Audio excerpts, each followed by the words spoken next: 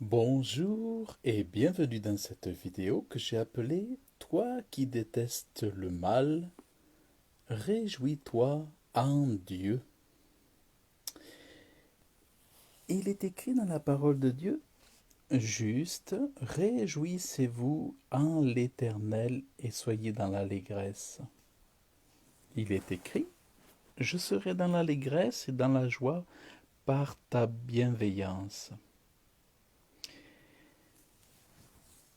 Celui qui est juste, c'est celui qui est justifié de la justice de Jésus-Christ, de celui qui a tout accompli sur la croix, qui a accompli, qui a pris ma malédiction, qui a pris mon péché, qui a pris ma condamnation, et qui s'est fait sanctification pour moi, qui s'est fait sagesse de Dieu pour moi. Parce que je suis bien heureux de ce que mes péchés sont pardonnés, de ce que Dieu me donne le pardon, il m'accepte dans son amour de pardonner mes péchés, je suis juste, et alors je peux me réjouir en Dieu et être dans l'allégresse chaque jour de ma vie. Aussi je me réjouis parce que Dieu sans cesse, tel un père, m'enseigne, m'instruit et me montre la voie que je dois suivre. Tel un père, mon Dieu, le Créateur du ciel et de la terre, me conseille chaque jour et il porte les regards vers moi. C'est pour ça que chaque jour, je me réjouis en Dieu mon Sauveur. Vous voyez, il est écrit dans la parole de Dieu, je t'instruirai et te montrerai la voie que tu dois suivre. Je te conseillerai, j'aurai le regard sur toi. Et nous allons voir la béatitude de l'homme qui est pardonné de ses péchés par le Dieu vivant. Parce que ce que comprennent pas les hommes, c'est qu'en refusant l'amour de Dieu, ils refusent que le fardeau de leurs péchés, que les péchés qui les accusent ne soient effacés d'eux. Et sans Dieu, les péchés demeurent. Sans le Dieu saint qui a créé les cieux et la terre, le péché demeure. Non pas que Dieu les juge, mais c'est leurs péchés, c'est les péchés qui les condamnent aux peines éternelles. Nous n'avons pas besoin de Dieu pour lui obéir. Nous avons besoin de Dieu pour être dans l'allégresse, libérés de nos péchés, libérés de nos fardeaux. Dieu est un Père qui nous instruit. Dieu n'est pas un fardeau. Dieu n'est pas pour nous faire des menaces. Dieu est là pour nous rendre la liberté face à l'esclavage du péché.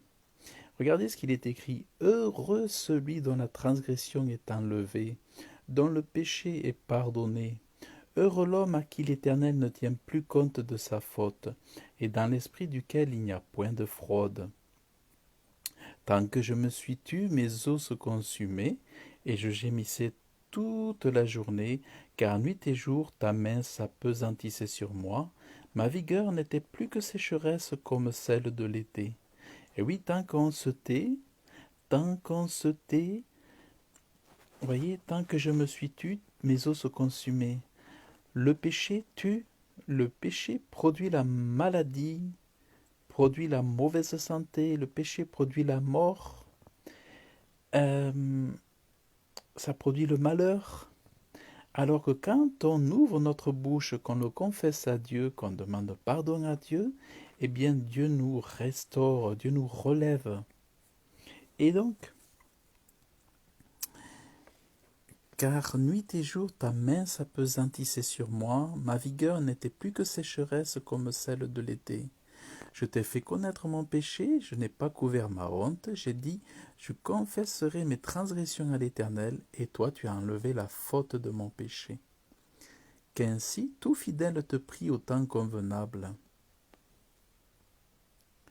Si de grandes eaux débordaient, elles ne l'atteindront nullement. Tu es un abri pour moi, tu me gardes de la détresse, et tu m'entoures de délivrance. Donc, vraiment, quand nous recevons Jésus-Christ pour le pardon de nos péchés, nous devenons justes, nous devenons des saints, sanctifié de la sanctification de Jésus-Christ. Il est dit aussi juste, poussez des cris de joie en l'honneur de l'Éternel. La louange convient aux hommes droits. Les hommes droits, c'est ceux qui se refusent au péché, c'est ceux qui s'éloignent du péché tout autant que possible pour plaire à Dieu et qui demeurent être dans l'intégrité et dans la droiture devant Dieu. Ceux qui sont droits devant Dieu sont appelés à se réjouir, à être dans la joie, jour après jour, sans cesse, quels que soient les événements, quelles que soient les crises. Vous voyez, il est écrit, je serai dans l'allégresse et dans la joie par ta bienveillance. Regardez, il complote de m'ôter la vie. C'est vrai, les complots sont là pour détruire, les comploteurs sont là. Ils complotent de m'ôter la vie. C'est vrai, tout autour de moi, il y a des esprits mauvais, des hommes mauvais, il y a des hommes rusés, des hommes pervers, des hommes maléfiques qui complotent de m'ôter ma vie. Mais mes destinées sont dans la main du Dieu vivant qui me garde. Arrache-moi de la main de mes ennemis et de mes persécuteurs, parce que c'est une réalité.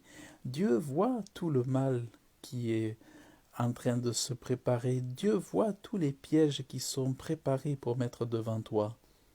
Mais Dieu, il est dit, arrache-moi de la main de mes ennemis et de mes persécuteurs, fais briller ta face sur ton serviteur, sauve-moi par ta bienveillance. Voyez? Et alors, par l'instruction de Dieu, on est sauf, on est sauvé.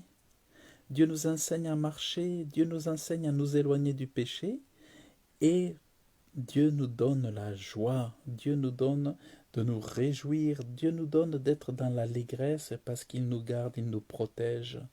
Et nous savons que notre Dieu est un Dieu de lumière en qui il n'y a aucune ténèbre, et il nous enseigne à nous éloigner de toute ténèbre, de tout mal, de toutes choses qui lui déplaisent et qui le déshonorent et qui lui sont en abomination.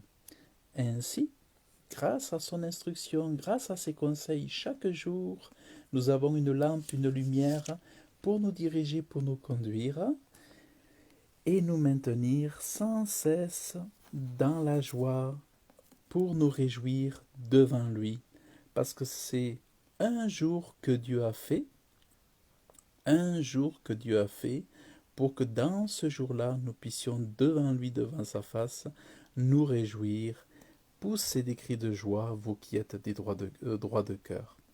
Vraiment, c'est ça que Dieu veut que nous soyons.